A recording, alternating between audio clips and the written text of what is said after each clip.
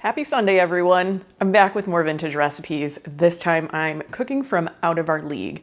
This is a Junior League cookbook that was published in 1978. It was originally from 1978, but my copy is a reprint from the 90s, from 1994.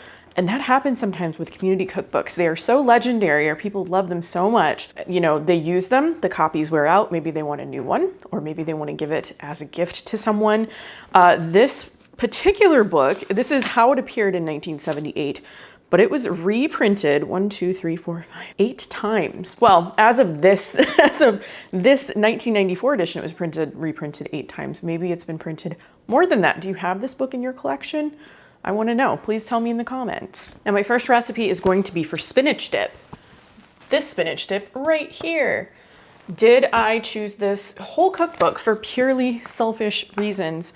Because I love spinach dip? Maybe. Who's to say? I do really love spinach dip. I think it's great. Typically, when I've made it myself in the past, I've used like the Knorr, I think it's like a Knorr vegetable soup packet that has like seasonings in it and dehydrated vegetables and stuff. This recipe doesn't have that, and that's why I want to try it, because it has some more fresh herbs and things. It's just a little different than what I'm used to, and I was like, maybe I like it? I don't know. I think spinach dip is great with vegetables. This recipe says to serve it with potato chips. I've never tried it that way, but usually we would eat it with little chunks of pumpernickel bread. This recipe says can do ahead. I'm gonna just amend that and say must do ahead. You need to make this recipe ahead of time. I actually made this recipe this morning, and I have some footage of that I'm gonna share with you. I've let this dip sit in the fridge for 4.5 hours at this point, so we'll try it in a moment, but here is how I made it. I am cutting this recipe in half. So I began by combining 1/2 cup of sour cream and 1/2 cup of mayonnaise in a medium bowl. Next, I added my seasonings, and that was 1/2 teaspoon of salt, 1/2 teaspoon of Beau Monde seasoning, and 1/4 teaspoon of dried dill weed. So I whisked all of this together. I like to combine the mayonnaise, the sour cream, and the seasonings before I get into the vegetables for a dip like this. I think it just mixes it more evenly that way. Next, I added the juice of 1/2 lemon. This is an unusual one. I've never made spinach dip with lemon juice in it, so we'll see how that turns out. Next, I added 1/4 cup of chopped green onion, and 1/4 cup of chopped fresh parsley. Yes, I got some fresh parsley. And finally, I added the spinach. This was 5 ounces of frozen spinach that I thawed and drained really, really well. You want to get as much moisture out of this as possible. Another thing about spinach, if you have fresh spinach in your refrigerator and you think you're not going to use it up, you're like, ugh, the spinach, it is not long for this world. I'm not going to eat the rest of it. Put it in your freezer. You can freeze fresh spinach. It's not going to go back to being like salad worthy, but if you're going to cook with it, you know, make something like this, or if you're going to put it in a frozen spinach in a smoothie, I know some people like to do that. It's perfect for that. And then you don't end up wasting spinach that, you know, might be on its way out. So I just mixed in the spinach with a spatula, covered this, and put it in the fridge for about 4.5 hours. I made a little sample plate here. I've got some carrot sticks. I have some chunks of bread. I said, you know, normally we would eat this with like pumpernickel bread. This is like leftover wheat bread, honey wheat bread from eating at a restaurant. I don't want to waste it, so this is what we're gonna do with it. I am gonna start with a carrot.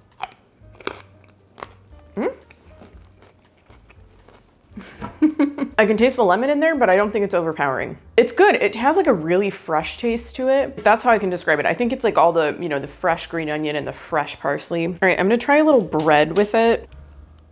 Like it a little bit better with the vegetables in this case. It's not as like savory and salty as the recipe that I'm used to with like that soup packet, which makes me think maybe it needs a little bit more salt or Beau Monde or something. But what I'm gonna do, I'm gonna actually let this, you know, stay in the fridge overnight. I'll try it again tomorrow and see if that makes a difference. All right, we're on day 2 for this spinach dip here. I wanted to see if more time would make it taste different, you know? I like to give as much time as possible for like dips and things like that. Sorry, a robin just like flew away from my bird feeder. I got distracted. I like to give dips, you know, extra time to sort of like for the flavors to come together. I wanted to see if like overnight would be better. And I did actually find some potato chips in my pantry. I'm not used to eating spinach dip with potato chips, but that's what it says to do. So I am gonna try it with a potato chip because I'm really curious. Okay. Not something I would normally put together, but it's fine. I'm more used to like vegetables and chunks of bread. So that's what I'm going for next. Got to do the full range taste test. Great with the carrot. I think that extra time really helped. I really do. I got to do the bread chunk. Yeah. We always had like those, you know, those pumpernickel rounds, this big round loaves of bread, and you just like tear it, or you would make it into a bread bowl to serve the spinach dip from. Okay, one last taste test. You got to do this for overnight. The cookbook says can do ahead. This is, I would say more than 4 hours. I think it's got to go overnight. I think I said yesterday it had a very fresh taste to it. I think that still stands. What this tastes like to me is a slightly fancier version of the spinach dip I'm used to. I love spinach dip. I'm not gonna like throw shade at that one with the Knorr soup packet. I think that's so delicious. This is sort of like elevated, like a slightly fancier, more elevated version of that. Anyway, we gotta move on to the next recipe. You know, I am forever on the lookout for small batch recipes, and I found one in this cookbook. It's baked eggs for 2. This recipe starts with plain croutons. Do you think I was gonna go out and buy plain croutons just to have a 1/4 cup? No, I had leftover bread, so I cut it into small cubes and let it dry, and like I toast it in my toaster oven. Voila. That is 1/4 cup plain croutons. And I have to toss that together with a tablespoon of melted butter. Let that sink in there. Again, there's a robin at my feeder, and robins are so much bigger than you think they are compared to like chickadees and stuff. Add the eggs. So I have 2 eggs here. I need to get some salt and pepper. It's not listed in the ingredients list. It's just kind of like incorporated into the instructions. Pinch of salt and pepper. Add cheese and ham. So I have a tablespoon of finely shredded Swiss cheese and 2 tablespoons of diced ham. That didn't take long. I'm actually gonna attempt to bake this in my toaster oven because it's small. I like to use my toaster oven for small things whenever I can. I didn't really want to turn on my regular sized oven for something like this. Pour into custard cups or a 1-quart baking dish. I have this very cute little sort of mini casserole here that is green, my favorite color. So let's pour that on in. I'm preheating my toaster oven right now because it does have just like a regular bake setting on it. Gosh, you probably could even go a little smaller on this. It's not very big at all. I did butter this casserole dish before I poured the eggs in. To the toaster oven I go. Okay, so I have the temperature at 350. It says for 15 to 20. I'm gonna do 15 and check on it.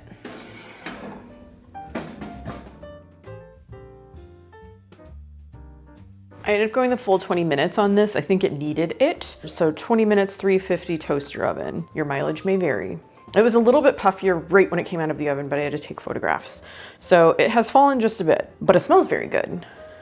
And I'm gonna actually, it's still really hot too. One thing I was kind of surprised I didn't see in this recipe is like milk of some kind. Usually when you're doing some sort of egg bake like this, there's like milk or cream, but we'll see. Pretty good flavor. Decent texture even without the milk. I think I would still add a little bit. I'll drop some on the counter. We'll eat it later. This is pretty tasty. It's very simple. Basic ingredients, you know. You don't have to use ham and Swiss. You can kind of like sub in what you want. I think this makes a really nice light lunch or even breakfast, brunch, that kind of thing. Yeah, and it didn't take that long. It wasn't very hard to put together. And it's a small batch recipe, which I love. My final recipe is going to be this artichoke mushroom casserole, which promises to be an elegant gourmet treat. I really love mushrooms and artichoke, so this one is definitely for me. I'm melting 3 tablespoons of butter in a skillet because I'm cutting the recipe in half.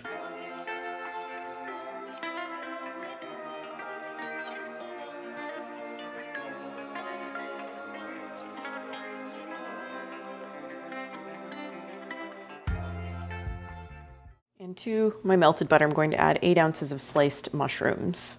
And I need to let these cook in the butter for 10 minutes. Cooking these mushrooms, and you can see that, you know, some of the butter absorbed, they released a little liquid, they kind of started to cook down a little bit more. Actually I turned the heat off and I need to remove these from the pan and reserve the liquid that's in there. So I'm just gonna try to take those out the best I can. Set my mushrooms aside, and now I just have my pan with the butter and the liquid from the mushrooms. And to that, I need to add half a cup of sour cream. This is definitely making me think of the Smoky Mountain skillet beans I made a few videos back. Just the way the sauce is kind of made with sour cream in a very similar way. And to that, I'm supposed to add a pinch of dried parsley and half a teaspoon of that. I'm not gonna measure it. Oh, well, I probably added a little more than half a teaspoon. I think it's probably gonna need it though, because there's not a lot of other seasonings included in this recipe. I'm gonna bring the heat back just on sort of a low temperature, and I need to mix this all together until it's nice and incorporated. I have a 1-quart casserole dish, little Corningware, and I've placed 14 ounces of canned artichoke hearts that I've drained. You're supposed to use plain, and I could not find plain at my store the day that I was there. So these are slightly marinated. I did kind of rinse them a bit, but they do have some extra herbs and things on them. I'm supposed to put the mushrooms over those. I'm preheating my toaster oven right now to 350 degrees. So the sour cream sauce I just made, which by the way, I added a pinch of salt to it. I just feel like it's gonna need it. I'm supposed to put that sauce over everything. This is reminding me, there's a sandwich at Penn Station, like if you know that sandwich chain. It's like a hot artichoke and mushroom sandwich. Kind of reminds me of this. I'm gonna spread that all over the top and top with breadcrumbs. It doesn't give you an amount of breadcrumbs, it just says breadcrumbs. I'm using some panko breadcrumbs that I have that I wanna use up. There's no mention of butter. There's butter in the sauce, but there's no mention of like adding a little melted butter to the breadcrumbs or dotting the top with butter. So I'm gonna see how well it does without me doing that. You know, I love a little buttery breadcrumb topping on a casserole. Well, there it is. Now I need to put this in the oven at 350 for about half an hour. Definitely smell the Liam parents in there. That's like the very first thing. It is a very pleasant, warm, comforting kind of smell. Let's look in here. Let's get up close and personal. The crumbs did brown somewhat on the top. Probably dot this with butter. Get some mushroom. These artichoke hearts were already cut up. I might even cut them up a little bit more. Yeah, I already have thoughts. I haven't tried it yet, but I do have thoughts. Needs garlic. This tastes pretty good, but it needs garlic. I think garlic would go very well with both the artichokes and the mushrooms. Rather than just having the sauce on top, I would almost rather incorporate this. Maybe like incorporate half of it into the mushrooms and artichokes and then save the rest to go on top. I think it like needs to be together, you know? This is very layered. But you know, I love mushrooms and I love artichokes. So I think this is a very good side dish. I also think the 3 dishes I made today, they kind of go together, don't they? I could see this being sort of like a brunch or like have a friend over for lunch, that kind of thing. Like one other person, have a nice gab, have this with your egg bake, and then, you know, your spinach dip as a starter. And then just go buy dessert. Go buy dessert at a bakery. That was my best bite. I don't know, what was different about that? You know, I think it was like a piece of artichoke came in direct contact with this sour cream mixture. Yeah, I think it needs to be like mixed up a little bit before it's baked and maybe just have some of the sauce on top. But overall, I like this combination of ingredients. Out of Our League was published in 1978, although my copy is a reprint from 1994, and it comes to us from the Junior League of Greensboro, North Carolina. It is a community cookbook. Now, a community cookbook is a collection of recipes that have been submitted and compiled by people of a community. Usually it's like a social club, a church, a school. Sometimes it's a small town or a hospital even, you know, any kind of like community group of people. And they can be compiled, these recipes, and published as a book for a number of reasons. A lot of times these books are used as a fundraiser, but they can also be put together to commemorate something. Small towns, I think even my small hometown, had like a 150th anniversary cookbook. So, you know, maybe it is also a fundraiser put together by like the Chamber of Commerce or something, but it is there to sort of commemorate an event. Now, a lot of times with like church cookbooks and things like that, church community cookbooks, those recipes tend not to be tested. People just kind of submit them and they get published in a book. These Junior League cookbooks, something I've noticed across different chapters, I guess, Usually the recipes are compiled over a longer period of time, and it does say that they are tested. I think this one says something about they compiled recipes for over 3 years and tested them rigorously. So I think that is maybe one small difference. I would say for most community cookbooks, they don't do that. I want to give you a closer look at this cover because I love it. I love the color scheme. I believe that is like a chafing dish. I don't know. I'm going to say that's beef burgundy. I'm just making it up. I know. It has mushrooms and chunks of something. Oh, it could be, yeah, it could be beef burgundy. It could be something else. Nothing on the back, just the orange, just the orange. We don't get food photographs in this book, but we do get some illustrations and things. So at the beginning of each chapter, you get a little something. There's the meat chapter. And vegetables. I like these. I think they look like nice, like pen and ink kinds of drawings, and they're printed in a dark green. And then over here, you'll notice you get some little drawings on the pages between recipes in the margins. Something else of note with community cookbooks, sometimes they become very popular in specific towns or communities, and maybe they'll do an initial printing of a certain number. I think the first printing of this one was 7,000, but they become so popular that people like later on actually want them, or they want a new copy. So the first printing, I said, yes, 7,000 copies, and then the next year they printed 10,000 more, and then the year after that, 20,000 more, 30,000 more. Up until, they did, as of the printing of this 1994 edition, they had done 8 printings. And the printing number for this one was 36,000 copies. So quite a lot of these probably floating around there. I love community cookbooks because a lot of times people are submitting like their best stuff. Maybe not their top secret recipes, but they want to make a good showing, right? They don't want people to like say, oh my gosh, her lemon pound cake was disgusting. Maybe you don't want to give away all your secrets, but you want something good. You want people to think your recipes and your cooking is good. So you can usually find some pretty decent things in here. And these recipes are usually a good reflection of maybe the region and the time frame that these were published in. That's something I like to keep an eye out for when I'm buying community cookbooks. There are so many of these types of cookbooks out there. I am never going to have all of them. You're never going to have all of them. That is part of the fun. They can be a little bit hard to track even. It's not like they're going through big publishers. I like to pick up community cookbooks when I'm traveling sometimes, or when we lived in California. That was really fun because I could find some cookbooks from like a past time period, but the recipes that were compiled in, within the book were very different than what I would have gotten here in Ohio, maybe. So that's kind of something makes it an interesting way to sort of like track food trends and different things like that. They also make really good souvenirs. If you're traveling and you have some space, like maybe if you're taking a road trip, maybe not, maybe not a flight, but a road trip, you can pick up a few of these. The secondhand stores are usually full of them. This is interesting, I think. Much of the time in these types of cookbooks, you'll get the recipe and it'll say, submitted by Mrs. Molly Smith or something, and it'll give her like, maybe where she works or where she's from or something like that. The individual recipes in this book, they are not attributed to individual people, but they do have a list at the beginning of the book.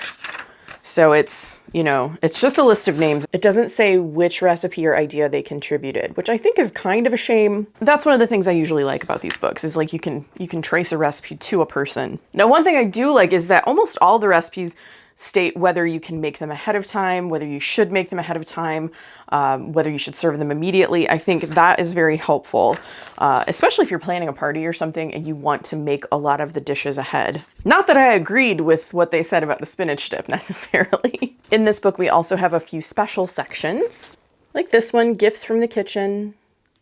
So gift-worthy food items, and keep the kids busy. So things that you can do with your kids, activities, how to make Play-Doh, how to make paper mache, bubbles, finger paints. This would be great in the summer when the kids are home from school. A crystal garden, I remember doing one of those. They have party suggestions in here. And there's also a series of menus according to what month it is, what occasions you might encounter. All kinds of different things. But to get to the recipes I tried today, my first recipe was for spinach dip. And I'll be truthful, that's the first recipe I chose, and that's really kind of what made me decide to go with this book. I really enjoy spinach dip. Usually I make it with mayonnaise and sour cream and that Knorr soup packet and spinach. This one, the ingredients were a little bit fresher, I guess. We used some fresh herbs. And it says that you can do this ahead. You have to. The flavor was just so much better the next day. I had some with my lunch today. This is now like 2 days after I made it. It was just delicious, and it didn't need anything else. I think the flavor is like a little bit fresher and brighter from the lemon juice. I think the brightness is that like little bit of citrus that you get in there. I thought it was going to be too much, but I think the flavor kind of like blends and mellows over a couple of days, and it just kind of makes sense with everything else. It says to serve this with potato chips. I really liked this with carrot sticks. I thought it was good. It was like kind of a nice change of pace from like dill dip. This does have a little bit of dill weed in it, but it also has green onions and parsley. And then the spinach kind of comes in and is the star of the show. Also great that you use frozen spinach with this. I try to keep frozen spinach in there in my freezer for occasions like this, or to make like a hot artichoke and spinach dip.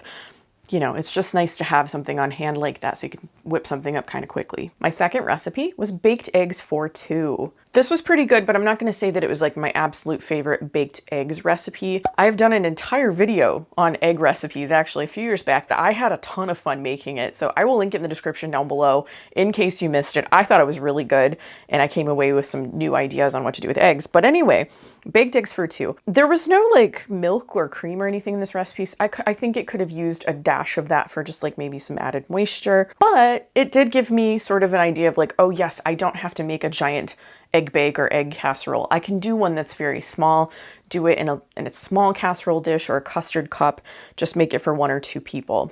I think something like this, it makes a good breakfast prep, so you can maybe throw a few of these kinds of things together and then bake them off, because it really only takes like 15-20 minutes. Or if you're having a brunch or like a light lunch for just 2 people, this would be a good main dish. Start with your spinach dip. I think the spinach dip would go well with this. And then my third recipe also, they kind of like, I didn't intend for this to be a menu, but I feel like all 3 of these dishes really do go together. One thing I didn't mention when I was tasting this, I really liked the toasty bread cubes in this. Usually when I've made sort of like an egg casserole, you just tear up like sort of dried out or like even fresh bread you can use. These, for this one, I actually did dry out the bread cubes in the oven and made croutons myself. I wasn't going to buy them for this small amount. And I think it made a big difference. The egg did absorb into the bread, not completely. I kind of liked that change of texture. It kind of like broke up the sameness of everything. But then, you know, the Swiss cheese and the ham, really good complement to the egg. Classic combination. I think you could put kind of whatever you want in this though. My final recipe was artichoke mushroom casserole. And this promised to be an elegant gourmet treat. And I think that statement is correct. I think the artichokes maybe make it gourmet. I don't know.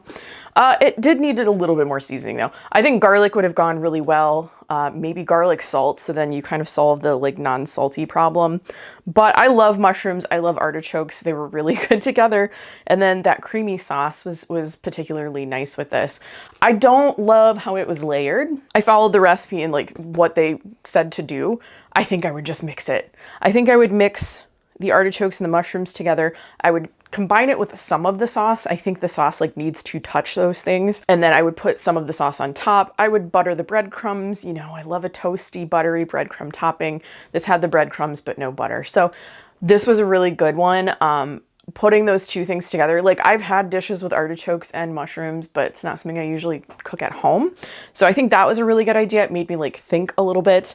I think it just needs a little bit of modification, not anything too huge, just a little bit more seasoning and just a change to how it is assembled. Do you have a favorite community cookbook in your collection? I'd love to hear about that, so please leave me a comment. I'd like to say a special thank you to my Patreon supporters. If you'd like to join us over there, I'll have a link in the description so that you can do that. Don't forget to look out for each other and take care of each other, and I'll see you in my next video. Bye.